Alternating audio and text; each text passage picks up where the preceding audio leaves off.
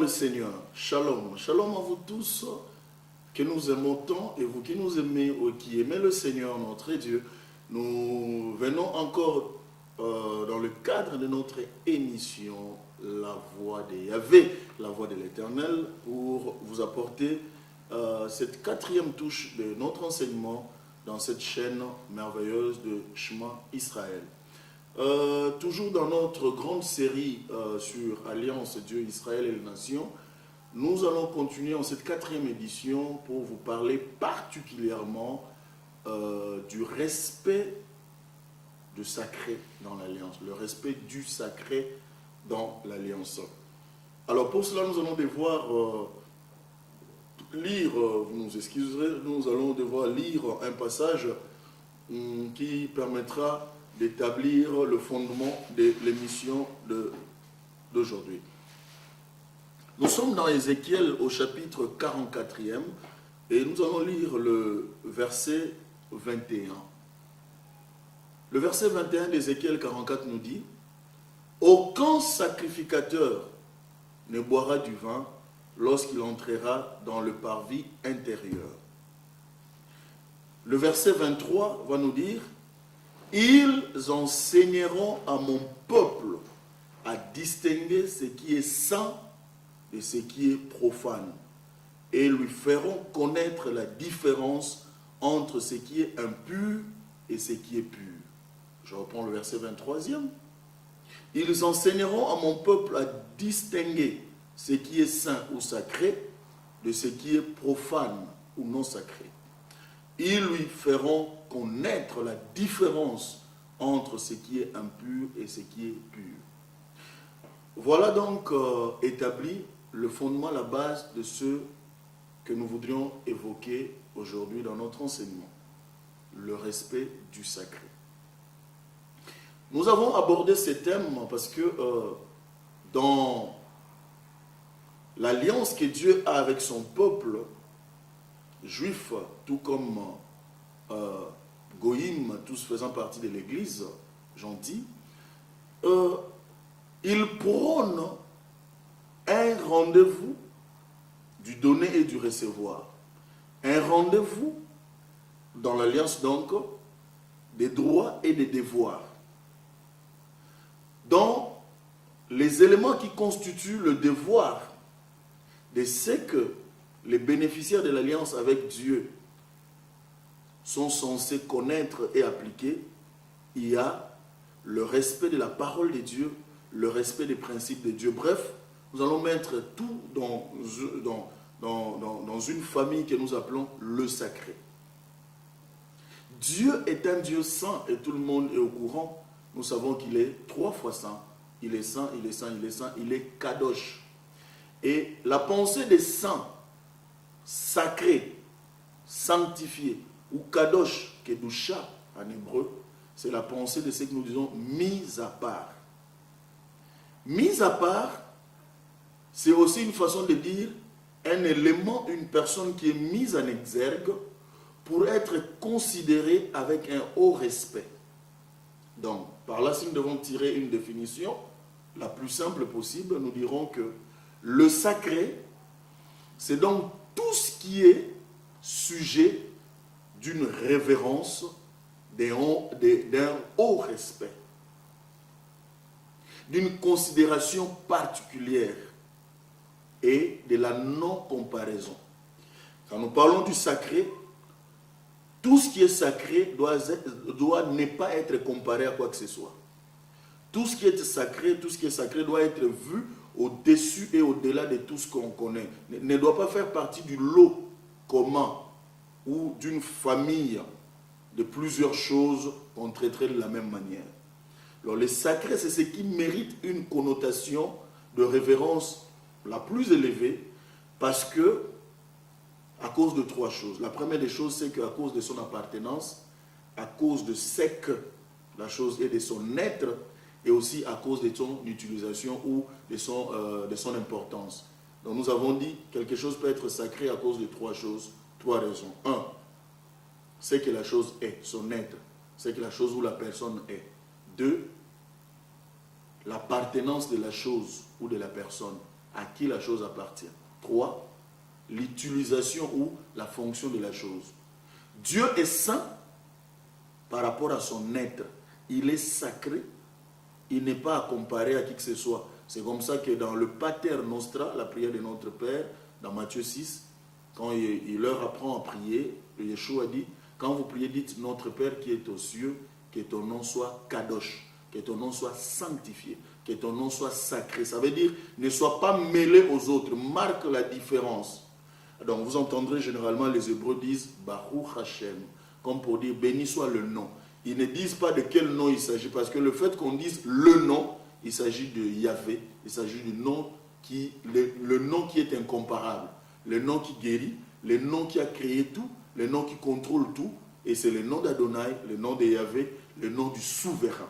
C'est comme ça que vous entendrez les Juifs, pour respecter le nom de Dieu et ne pas le citer en vain, ils disent toujours Baruch Hashem, béni soit le nom, béni soit le nom. Donc, le nom qui est incomparable, qui mérite un respect profond et qui ne peut pas être assimilé à quoi que ce soit, jusqu'au point qu'il ne doit pas être représenté. Vous connaissez les 10 commandements. Donc, nous voyons que une personne aussi et une chose peuvent être sacrées, par exemple, à cause de leur appartenance. Le serviteur de Dieu est sacré à cause de son appartenance à Dieu. Le Lévitique 21, le verset 8 dit, tu regarderas un sacrificateur, un prêtre, un serviteur de Dieu comme saint, comme sacré. La raison c'est quoi? Pas parce qu'il n'a jamais péché, pas parce qu'il n'a jamais fait du mal, mais la raison, le verset continue en disant, parce qu'il offre l'aliment de ton Dieu.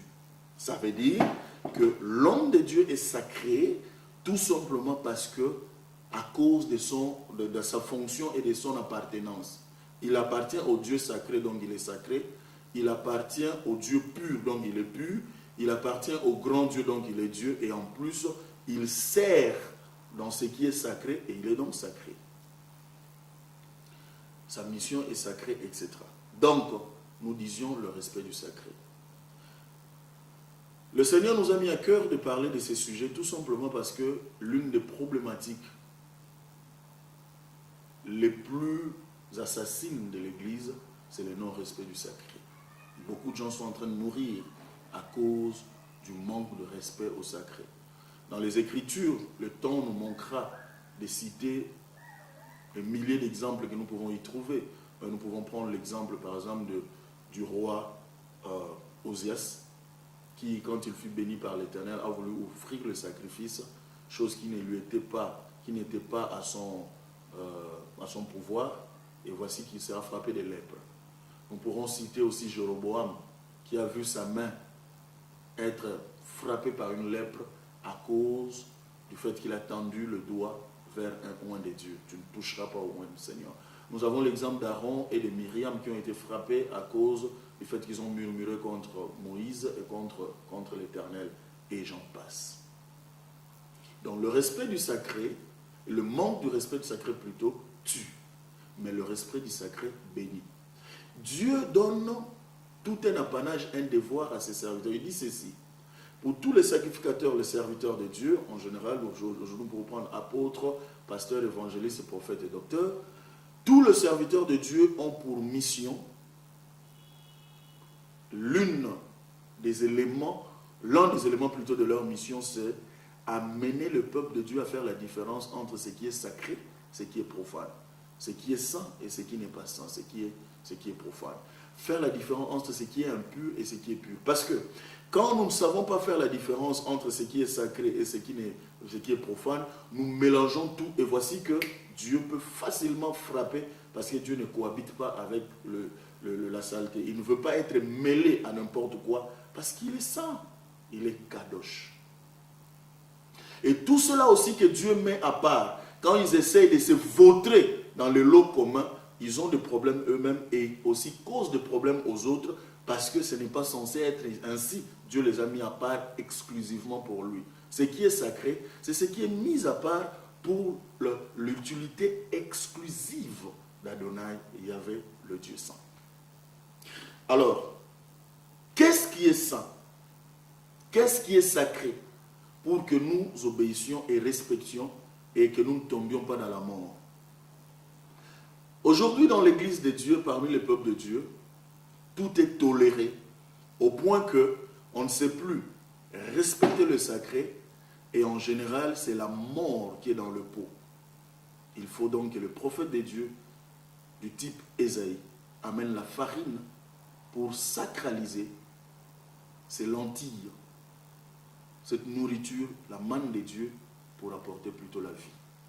C'est l'apanage, le devoir que nous aurons à faire pendant cet enseignement. Nous allons citer quelques éléments qui sont sacrés et savoir que ces éléments qui sont sacrés méritent un haut respect et on doit les regarder autrement. Et en le faisant, on est sensiblement béni. Et en ne le faisant pas, on est sensiblement maudit. Ça n'a rien, il n'y a pas de commune mesure. Le premier élément que nous voudrions considérer, c'est Yahvé lui-même. Yahvé, ou le nom de Yahvé, est sacré. Bien-aimés, je vous ai dit tout à l'heure que les Juifs ne se permettent pas de dire Adonai Yahvé n'importe comment, parce qu'ils savent que dans le 10 commandements, il est clairement dit que tu ne prendras pas le nom de prendras pas le nom de l'Éternel ton Dieu en vain. Le nom de l'Éternel est sacré, disent les Écritures. Le Dieu que nous servons, le Dieu que nous prions est saint, il est kadosh. Ce n'est pas notre ami. Il est saint, il est pur, il est sacré, il mérite la révérence et il mérite le haut respect qu'on ne donnerait pas à autre chose ou à une autre personne, sinon exclusivement à lui. Dieu est saint et il est sacré. Quand nous le servons, nous devons être au courant. Quand nous marchons avec lui, nous devons être au courant. Aujourd'hui, quand vous allez même dans des villages, vous allez dans certains lieux, on vous parlera des forêts sacrées. On vous parlera de telles choses qui est sacrée, que tout le monde ne rentre pas là-bas, sauf les initiés, etc. Et quiconque entre en désordre à n'importe quel jour est frappé et meurt. Ça se passe et les gens respectent. Les principes villageois, etc. Les hommes respectent parce qu'ils se disent, si nous ne le respectons pas, nous mourrons. Mais la chose de Dieu est encore beaucoup plus à respecter parce que Dieu est plus sacré que toutes ces choses que nous voyons comme étant sacrées. Dieu, Yahvé, Adonai, notre Seigneur est sacré. Son nom est sacré et nous ne devons pas l'aborder n'importe comment. Nous ne devons pas servir Dieu n'importe comment parce que Dieu est exigeant. Le sacré est exigeant. On ne peut pas aborder le sacré n'importe comment parce que quand on ne respecte pas les exigences du sacré, on en meurt. Et la bonne nouvelle, c'est que quand on respecte les exigences du sacré, on est sensiblement béni.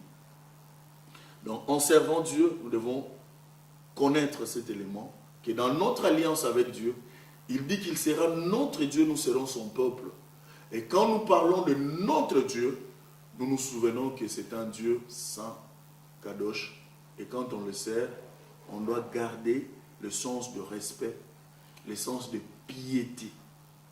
La Bible dit que la piété est l'un des éléments, l'une des vertus qu'il faut ajouter pour être fructueux dans sa marche avec le Seigneur et dans son ministère. Donc, nous servons un Dieu saint et nous devons nous mettre au pas à sa diapason. Ce n'est pas à Dieu de descendre à notre niveau, c'est à nous d'aller au niveau de Dieu. C'est comme ça que le sacrificateur, dans l'ancienne alliance, quand ils portaient des tuniques et tout ça, dans leur robe, et sur la tête, ils avaient des inscriptions sur le ruban qu'ils portaient. Kadosh le Yahvé, pour dire sainteté à l'Éternel. Je suis saint pour l'Éternel. Je suis dans la sainteté pour l'Éternel. Je ne marche pas n'importe comment parce que je sers un Dieu saint. Je me purifie, je me sanctifie pour ce Dieu saint parce que étant en cohabitation avec ces dieux, je ne voudrais pas me mettre dans du n'importe quoi parce que Dieu n'embrasse pas n'importe quoi. C'est un Dieu exigeant. Il est important que l'Église comprenne que le Dieu que nous servons est saint, donc il est exigeant. Il n'accepte pas n'importe quoi et il n'accepte pas n'importe qui. Nous ne servons pas Dieu comme nous voulons. Nous servons Dieu comme il veut. Nous servons Dieu selon ses principes. Nous servons Dieu selon sa vision. Nous servons Dieu selon son réma. Nous servons Dieu selon son idéologie. Mais nous n'essayons pas de faire gober à Dieu ce que nous voulons. Nous n'essayons pas de présenter à Dieu le genre de ministère que nous voulons. Aujourd'hui, tout le monde se préoccupe de faire Eli Ministries, Antelope Ministries, Thompson Ministries, Carp Ministries. C'est des ministries, parfois sans tenir compte de ce que Dieu veut. C'est-à-dire c'est la vision de, l'idéologie de, c'est ce que nous prônons, tout en disant que nous servons Yahvé. Non. L'important est que nous retenions que nous ne servons pas Dieu comme nous voulons. Ne sert pas Dieu qui veut, mais qui est choisi de Dieu et selon le principe de Dieu. Parce que Dieu est exigeant et il est saint. Et quand on respecte sa sainteté, on est honoré par sa souveraineté et béni. Deuxième élément du sacré, notre Seigneur Yeshua, le Messie. La parole de Dieu, donc, faites chair, la parole de Dieu est sacrée. Bien-aimé, la parole de Dieu, le Davar Adonai, est sacré. Nous qui avons eu la grâce de venir parmi les Juifs, d'étudier au milieu d'eux, d'évoluer avec eux, nous avons remarqué que même pour la lecture de la Torah, quand ils se mettent à lire la Torah, la parole de Dieu, quand ils terminent, ils vont faire un baiser sur la parole pour dire « c'est précieux pour moi ». C'est quelque chose de merveilleux. Deutéronome, dans son chapitre 4e, le verset 6 à 8, dit ceci. Vous serez Dieu s'adressant à Israël, il dit « vous serez la particularité. Vous serez au-dessus de toutes les nations. Tout le monde admirera votre sagesse et votre intelligence. C'est ce qui vous placera au-dessus de tous. » Ce n'est pas parce que vous êtes une grande nation, vous serez le meilleur. Vous serez la tête et non la queue. Je suis en train de paraphraser. Il dit que la raison de cette grandeur, la raison de cette pureté, c'est la Torah que je vous donne. Ma loi, mes commandements que je vous donne. C'est comme ça que si vous les shima, vous le respectez, vous les écoutez et vous les pratiquez, vous marquez la différence. Alors vous savez, l'une des prières que tous les Juifs font, tous les Juifs font, au moins 2 fois par jour, c'est ce qu'on appelle le Shema Israël, le nom que porte la chaîne. Shema Israël, Adonai Eloheinu, Adonai Echad. Écoute Israël, écoute, ça veut dire écoute et obéis. L'Éternel notre Dieu est Echad, il est une unité plurielle, il est un.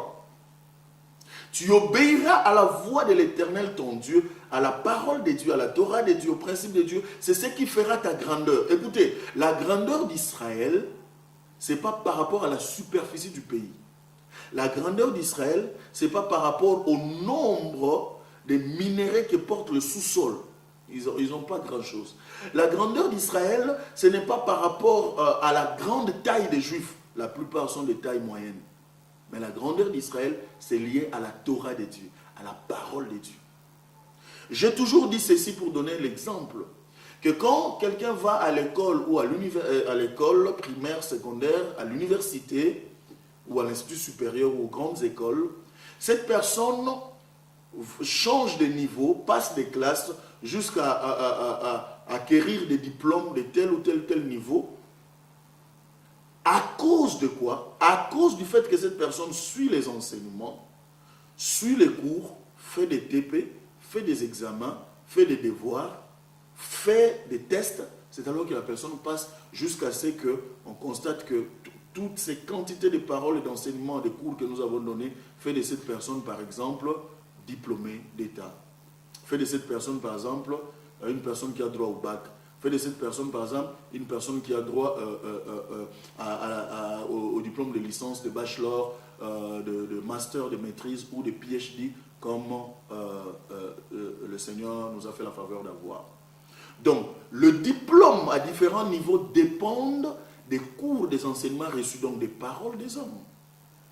Les paroles qu'on appelle cours, paroles sur, par exemple, la médecine, paroles sur, par exemple, l'environnement, paroles, sur, par exemple, sur le management, etc., fait qu'après 5 ans, on dit celui-ci est licencié en management, celui-ci est médecin, celui-là est avocat, celui-là il est théologien, etc.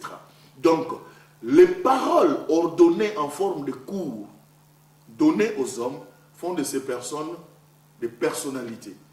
Et c'est ce qui fait que qui constituent leur background de ce qu'on appelle curriculum vitae ou le CV. C'est sur base de ça qu'on engage et qu'on pose le salaire, etc. Mais ce sont les paroles des hommes qui ont étudié, qui connaissent la science, la matière, qui les transmettent. Si la parole ou les cours d'un professeur comme moi peuvent faire d'une personne un licencié, un docteur, un gradué, etc., à combien plus forte raison la parole de Dieu peut changer les statuts d'une personne, peut changer l'environnement d'une personne, peut changer la façon de faire d'une personne. N'avez-vous pas vu un magicien, un occultiste, un sorcier, un impudique, un bandit de grand chemin devenir l'homme le plus doux, l'homme le plus correct, le plus sérieux, parce qu'il a été en contact avec la parole de Dieu? La parole de Dieu, elle est donc sacrée parce qu'elle est capable de changer les caractères d'un homme. Voyez-vous, on peut aller à l'université Lovanium, on peut aller à l'université de Cambridge, on peut aller à l'université, à toutes sortes d'universités que vous connaissez, avoir des diplômes, mais ne pas changer par exemple son caractère. On peut aller à l'université et rester voleur, et voler avec beaucoup plus d'intelligence, comme certains économistes que je connais. On peut être aussi diplômé d'un diplôme de droit et être un bon avocat menteur ou un juge voleur. Mais on ne peut pas suivre la parole de Dieu, remplir les principes et être une mauvaise personne. Parce que la parole de Dieu transforme le fond de la personne jusqu'à le caractère, élève, prend de la poussière et établit avec les dignitaires. La parole de Dieu, elle est sacrée, il faut la respecter parce qu'elle peut changer toute une destinée. La parole de Dieu peut faire d'un voyou l'homme le plus sérieux et merveilleux. Donc la parole de Dieu donne plus que des diplômes. Si on peut respecter un cours de mathématiques, à combien plus forte raison, il faut respecter la parole de Dieu qui est sacrée. Alors nous allons chuter en disant, Dieu est sacré, son Messie est sacré, la parole de Dieu est sacrée, le mariage est sacré, il faut le respecter, il faut honorer les liens conjugales, il faut respecter, c'est comme ça la Bible dit, que le mariage soit honoré de tous. Il ne faut pas désacraliser son mariage, c'est source de plusieurs problèmes. Il ne faut pas être comme Luc qui tire à tout moment, à tout bout de champ et de tous côtés. Le mariage est sacré. La Bible dit qu'il faut honorer les liens conjugales. Et vous savez, le serviteur de Dieu est sacré. Je le dis parce qu'il sert son Seigneur, parce qu'il a l'onction de Dieu. La Bible dit l'huile de Dieu, l'huile d'onction sur sa tête est une couronne. C'est une marque de différence, de mise à part. Donc quand on marche bien avec l'homme de Dieu, quand on le respecte, on le considère, on ne fait pas la familiarité, on est béni par le respect qu'on apporte à un serviteur de Dieu. Vous en avez beaucoup d'exemples. L'homme de Dieu peut changer votre destinée par sa parole, comme Élie a dit à Anne, que ta prière soit exaucée, que Dieu t'accorde ce que tu lui as demandé, ça a été chose faite. Alors, en dehors de ça, l'église, le temple de Dieu est sacré. Quand vous allez à l'église, n'y allez pas pour prendre vos chewing-gums, n'y allez pas pour vous insulter, n'y allez pas pour faire des défilés de mode, n'y allez pas pour faire des expositions de cuisses, des expositions de sang, des expositions de je ne sais quoi. Parce que le temple de Dieu, la maison de Dieu est sacrée. Et il faut le respecter. Et quand on respecte, on est béni. En dehors de ça, nous avons beaucoup d'autres éléments. Pour le moment, nous allons devoir chuter pour vous dire que nous vous rêverons très prochainement pour continuer nos émissions. Mais retenez que le respect du sacré est une source de bénédiction et le non-respect du sacré est une source de malédiction parce que le Dieu que nous servons est un Dieu exigeant. Bénédiction à vous, nos téléspectateurs. Bénédiction à vous, nos auditeurs. Bénédiction à vous qui aimez Shema Israël, qui aimez nos émissions de La Voix de Yahvé, la Voix de l'Éternel. Bénédiction à vous qui vous attachez à notre ministère. Que Dieu vous bénisse abondamment. Dieu bénira donc notre chaîne de couverture Shema Israël. Il se souviendra de faire du bien à Nicolas Monabiel. Il fera du bien donc à Gerson Konso. Et il n'oubliera pas Glody Kabamba, non plus Jimmy Kabeya. Se souviendra aussi des papis Malonda qui font ce merveilleux travail qui nous amène chez vous. Shalom chez vous. Shalom de Sion, shalom de la Terre Sainte, jusqu'à vous, où que vous soyez. Que le Seigneur vous bénisse. Bye. Jérusalem.